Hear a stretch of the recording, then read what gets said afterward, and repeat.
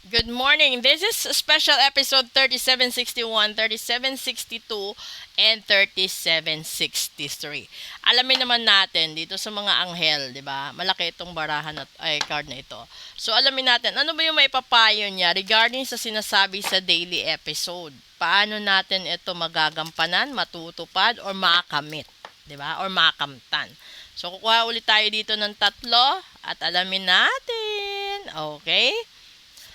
First, uy, break the rules. Andi dito na tayo. Pangalawa, declutter your space. Ala, ala, ala. And then pangatlo, don't hold a grudge. Nako, panoorin nyo yung daily episode ko. Kakasabi ko lang ito sa inyo. The daily episode at saka yung health reading natin. Alam mo kasi sinasabi break the rules. Ito it's okay to break the rules this time. Only you know how to work things out effectively. As long as it doesn't hurt, allow yourself to go beyond your limits. And of course, life is short and you might miss the fun if you don't. Ito na yon 'di ba? Sinasabi dito break the rules. Ito hindi ito pero sasabihin natin, kung isa kayo sa mga taong naikasal dahil nabuntis lang, dahil pinagkasundo ng magulang, or nagkasama kayo dahil kailangan, you have to break the rules. No? Kung hindi na kayo masaya sa pagsasama ninyo, pag-usapan ninyo yan. Na if you have kids, you can still be sorry for that. Pwede kayong maging magulang kahit hindi na kayo nagsasama, 'di ba? And then ito pa yung sinasabing declutter your space. Whether it's your living or your working space, it needs cleaning up to welcome more refreshing and pure air. Your mind will gain more clarity and peace. Ito sinasabi dito, binabanggit niya air. And then if you want to check yung health reading natin, air sign ang sinasabi doon na Gemini, Libra, Aquarius, okay? But everything is a general reading. And then ito, no, don't hold the grudge. It's not worth wasting your time and energies holding it against somebody for too long. Things just come and go, and lesson learned from what we have in the end of the day is a mutual love and empathy. 'Di ba? Katulad ito ng aso. Yung aso never nagkaroon ng grudge sa kapwa aso niya. 'Di ba? Yung ano lang talaga siguro sa aso, yun na nananatili sa utak ng aso is protektahan niya kung sino man yung taong nananakit sa mahal niya, sa amo niya, no, sa pamilya niya. Ito 'yon. So kung sa tingin mo naman matagal na para patawarin yung mga tao, no? Patawarin mo. Wala namang magagawa doon kasi hindi naman ibig sabihin pinatawad mo yung tao, kakausapin mo araw-araw Hindi. So kung yung taong yun nakagawa sa iyo ng kasalanan, nasaktan ka, tinalikuran ka, iniwan ka, no? Pwede mo siyang patawarin, pero pwede na rin na wag mo na siyang kausapin or wag mo na siyang harapin, 'di ba? Basta ang mahalaga, alam niya na pinatawad mo siya, alam mo na pinatawad mo siya, and that will set yourself free from stress, anxiety, and depression.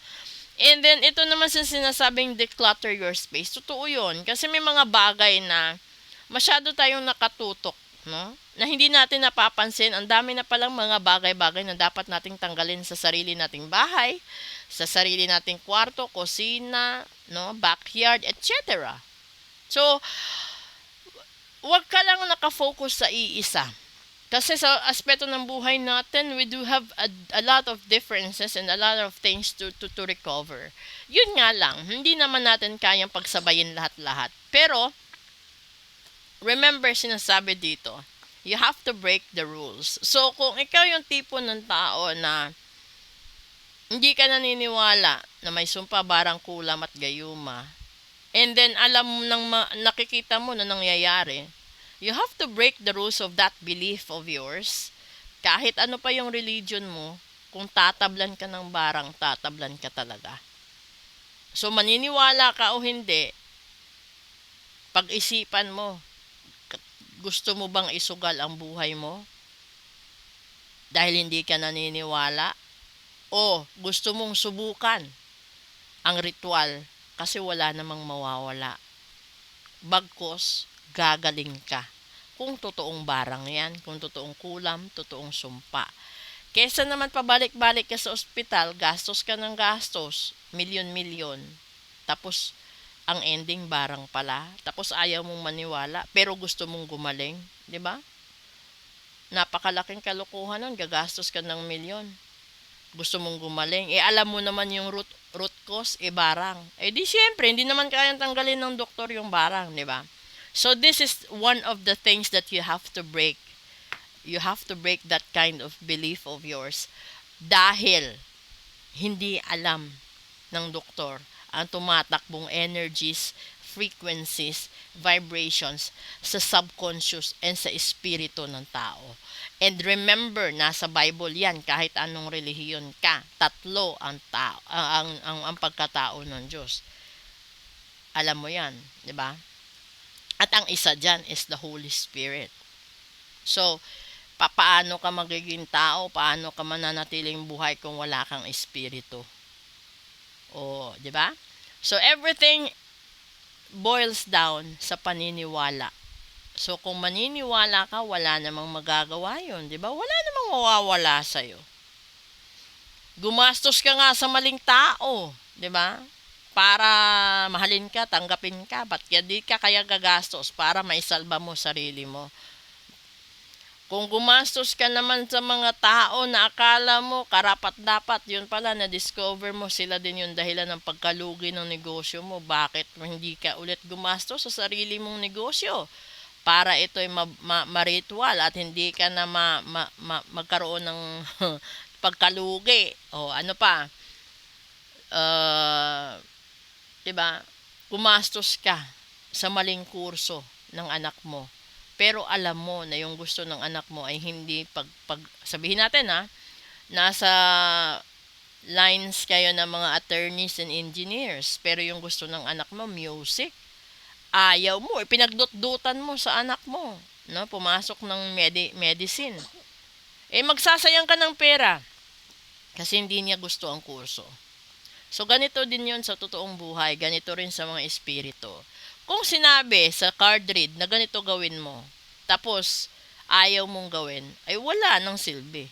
'Di ba? Magsasayang ka ng taon sa buhay mo na bit-bit yung katotohanan na ipinagdudut-dutan mo ang hindi dapat. Pero alam mo kung anong dapat mong gawin. Ganon din sa mga magulang na yun. So kung gusto ng anak nyo ng musika, ibigay mo. Kasi alam mo na iingatan niya yan, iha-harness niya yan, para umunlad siya sa diyaan na aspeto. Huwag mong ipagdut-dutan. Katulad din yan sa pag-ibig. Hayaan mong magkamali siya hanggat dumating sa punto na matututo siya.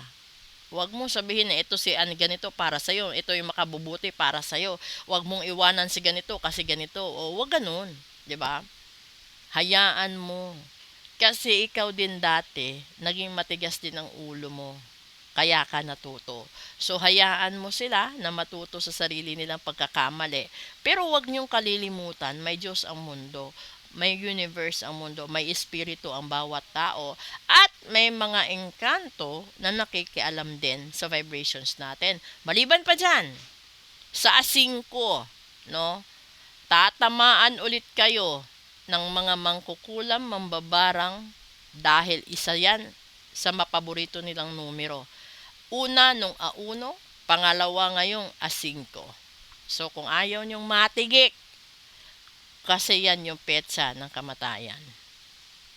Kahit sabihin natin, tignan nyo sa baraha, sa taro, yung 5 of Pentacles, magkakasakit ka, magkakaroon ng cheating, betrayal, infidelity, poverty.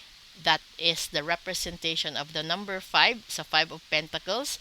Sa 5 of Wands, it's conflict. And sa 5 of Cups, it's losses. And meron pang ibang mga 5, basta lahat ng 5 kamalasan.